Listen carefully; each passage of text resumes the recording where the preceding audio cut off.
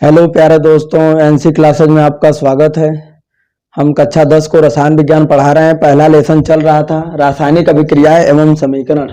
उनके 2 part complete हो चुके थे, 2 पॉइंट बची थी उस दिन, संक्षारण और विकृत गंधिता। तो आज हम लोग संक्षारण और विकृत गंधिता पढ़ेंगे पार्ट 3 में। उसके बाद उसमें का अभ्यास प्रश्न जो बोर्ड के एग्जाम के लिए महत्वपूर्ण है उसको भी करवाएंगे। पार्ट 3 में केवल संक्षारण और विकृत गंधिता रहेगा। पार्ट 4 में उसका एक्सरसाइज रहेगा। ध्यान दीजिएगा, 4 पार्टों में मैंने उसको तोड़ दिया है।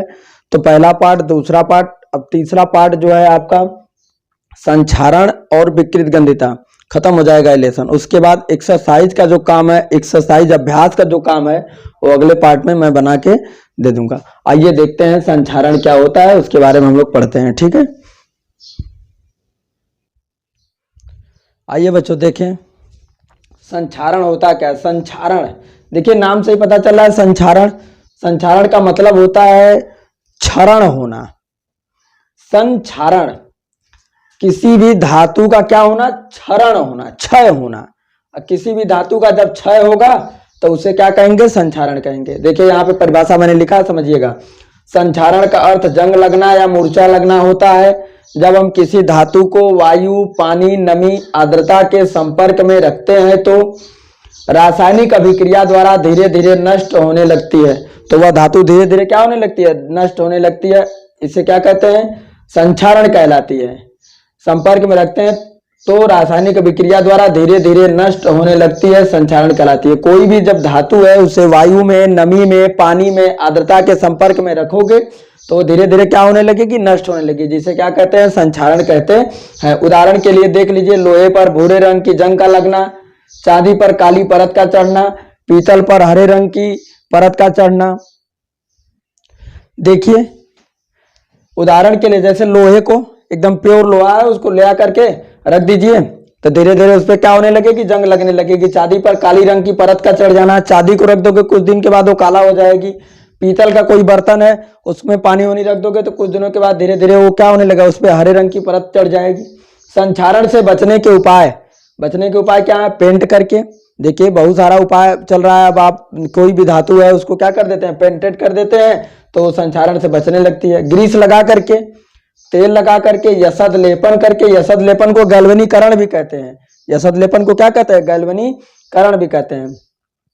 टीन या क्रोमियम की परत चढ़ा करके, देखिए टीन या क्रोमियम की परत चढ़ा करके भी हम उसे संक्षारण से बचा सकते हैं। और जिंक की पतली परत चढ़ा करके ये सब क्रिया होती है। जिंक की पतली परत का चढ़ाने की क्रिया विधि को कहते हैं गैल्वेनीकरण। क्या कहते हैं? गैल्वेनीकरण कहते हैं। तो पेंट करके, ग्रीस लगाकर, तेल लगाकर, गैल्वेनीकरण करके, टीन या क्रोमियम की पतली परत चढ़ा करके, जिंक की पतली परत चढ़ा करके हम संक्षारण से क्या कर सकते हैं?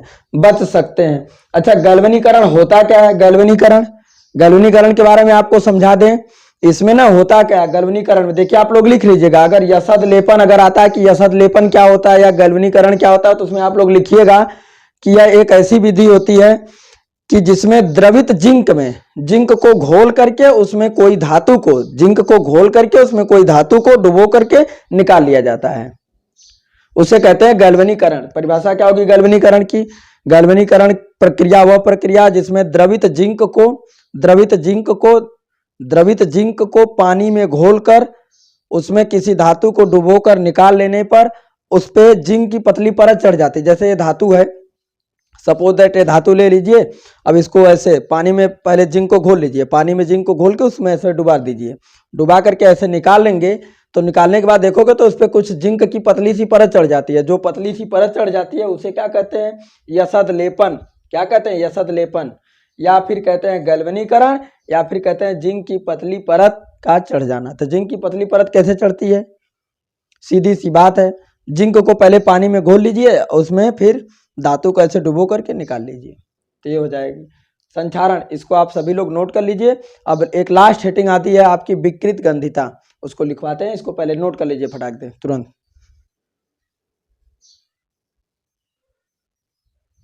आइए देख लेते हैं यसद लेपन क्या होता है। यसद लेपन या गैल्वेनीकरण विधि एक ऐसी विधि है ना, ये संक्षारण से बचने की एक सबसे बेस्ट विधि है। संक्षारण से बचने की, देखिए आप तो पेंट कर लेंगे घर पे, ग्रीस लगा कर भी कर लेंगे, तेल लगा करके भी कर सकते हैं, यसद लेपन करके, टीन या क्रोमियम की परत चढ़ा करके, जिंक की पतली, ये तो समझ ही रहे हैं। पेंट करके तो आप तो जानते ही हैं, पेंट करना, ग्रीस कर लगाना, तेल लगाना, ये सब तो जानते हैं।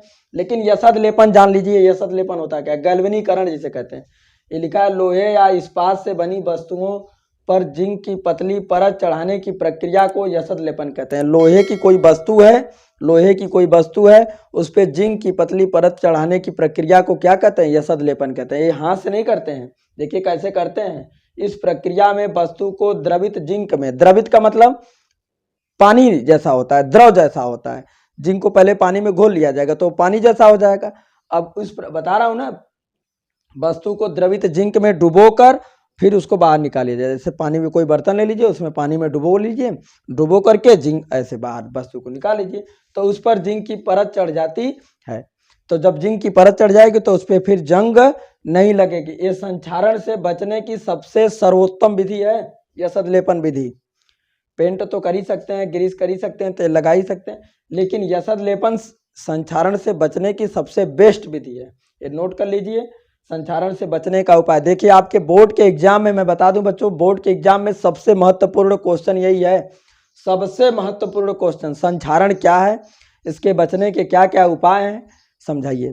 तो संक्षारण की परिभाषा लिखोगे कि जब कोई धातु को नमी, वायु, आर्द्रता के संपर्क में रखा जाता है तो वह धीरे धीरे संक्षारित होने लगती है। इस प्रक्रिया को क्या कहते हैं? संक्षारण कहते हैं।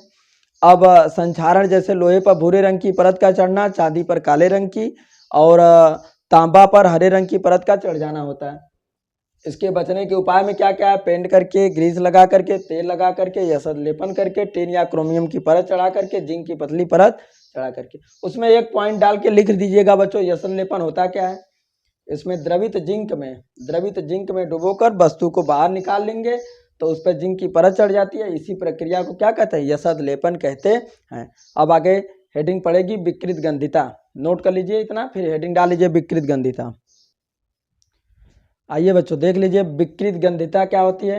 रेंसिडिटी, देखो नाम से क्या, पहले नाम से कंफर्म करो, उसके बाद तो फिर ऑटोमेटिक तुम लोग अपने से भी लिख सकते हो। विकृत गंधिता, विकृत मतलब होता है बेकार, गंधिता मतलब गंध, स्मेल, जिसमें से खराब महक आए उसे क्या कहते हैं? विकृत गंधिता कहते हैं। विकृत गंधिता किसे कहते हैं बच्चों?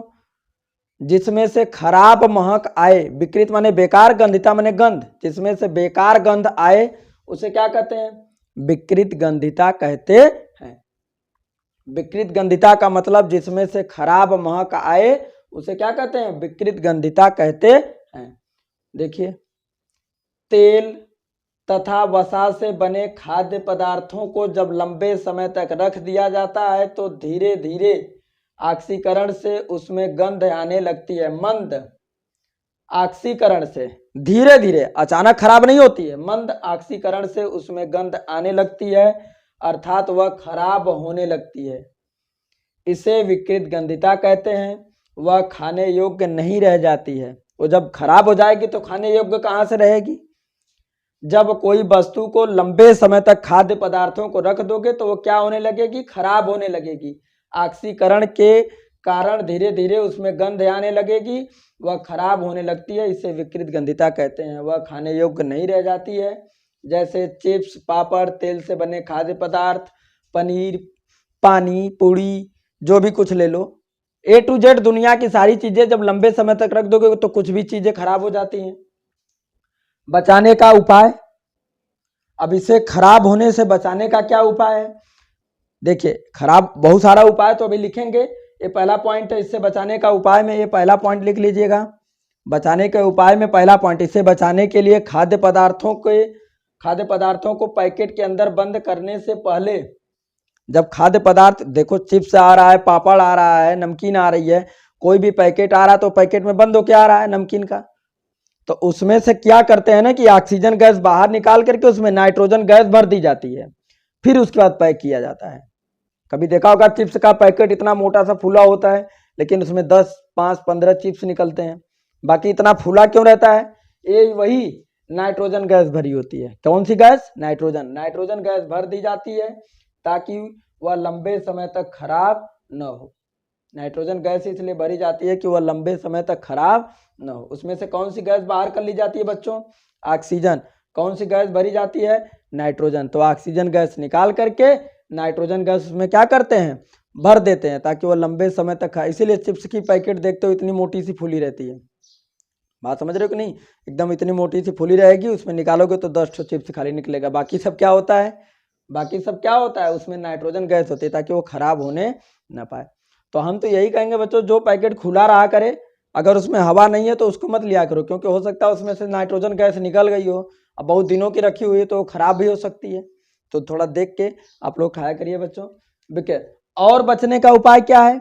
और बचने का उपाय आपको बताते हैं। जैसे सूर्य, आप कोई खाद्य पदार्थ को ले जाके सूर्य के प्रकाश में रख दोगे, धूप में ले जाके रख दोगे तो खराब नहीं होगी। खाना बना के ले जाके सूर्य के प्रकाश में रखोगे तो खराब हो जाएगी। तो दूसरा उपाय लिखिएगा, पहला हो गया। दूसरा लिखिएगा, सूर्य के प्रकाश से बचा करके रखना चाहिए। खाद्य पदार्थों को सूर्य के प्रकाश से बचा कर रखना चाहिए। ये पॉइंट पहले लिख लीजिए। तेल या तैलीय वसा बने खाद्य पदार्थों को जब लंबे समय तक रख दिया जाता है तो वह धीरे धीरे ऑक्सीकरण से उसमें गंध आने लगती है। विकृत माने बेकार, गंधिता माने गंध। जिसमें से बेकार गंध आने लगे उसे क्या कहते हैं? विकृत गंधिता कहते हैं। नोट कर लीजिए। आगे दूसरा लिखवाते हैं। आइए बच्चों, तीसरा पॉइंट देख लीजिए। यहाँ पे दूसरा पॉइंट, पहला पॉइंट क्या था? इससे बचाने के लिए खाद्य पदार्थों को पैकेट के अंदर बंद करने से पहले ऑक्सीजन गैस बाहर निकालकर नाइट्रोजन गैस भर दी जाती है। दूसरा देखिए क्या, खाद्य पदार्थों तथा पके भोजन को सूर्य के प्रकाश से बचाकर। अब खाद्य पदार्थ वाली चीज है, पका करके उसको ले जाके सूर्य के प्रकाश में रख दोगे तो खराब हो ही जाएगी। तीसरा पॉइंट है आपका, तीसरा पॉइंट नोट कर लीजिएगा। खाद्य पदार्थों को वायुरोधी पात्रों में रख करके। खाद्य पदार्थों को वायुरोधी पात्र में रखना। वायुरोधी का मतलब जिसमें हवा ना जाए। अबे नहीं कि खाना बना करके हवा वाले बर्तन में रख दो, जिसमें से हवा जा रही है आ रही है, तो धीरे धीरे तुरंत क्या हो जाएगी, कुछ समय में क्या हो जाएगा, धीरे धीरे उसमें से खराब महक आने लगेगी और वो खराब हो जाएगी। अच्छा बच्चों, ये बताइए कि ऑक्सीकरण है क्या? ऑक्सीजन की वृद्धि, हाइड्रोजन की कमी, ऑक्सीकरण है। तो आप लोगों को पता होना चाहिए कि ऑक्सीकरण के कारण ही संक्षारण होता है और ऑक्सीकरण के कारण ही विकृत गंधिता उत्पन्न होती है। तो नोट पॉइंट में लिख लीजिएगा। नोट पॉइंट में अपने कापियों में सब लोग नोट पॉइंट में लिख लीजिएगा, ऑक्सीकरण, ऑक्सीकरण के कारण संक्षारण तथा विकृत गंधिता उत्पन्न होता है। संक्षारण तथा विकृत गंधिता उत्पन्न होती है। किसके कारण? ऑक्सीकरण के कारण। ऑक्सीकरण के कारण संक्षारण तथा विकृत गंधिता उत्पन्न होती है। ये जो संक्षारण हो रहा था ना, किसके कारण? ऑक्सीकरण के कारण। विकृत गंधिता भी उत्पन्न हो रही थी, किसके कारण? ऑक्सीकरण के कारण। अब आप लोगों को बता दें, ये लेसन पहला वाला पूरी तरीके से खत्म हो चुका है। अब इसका अभ्यास का जो प्रश्न उत्तर बचा है, अब उसको अगले पार्ट में बना करके आपको पूरा अभ्यास, एक क्वेश्चन से लेके आखिरी क्वेश्चन तक जितना भी अभ्यास के सारे प्रश्न हैं मैं करवा दूंगा।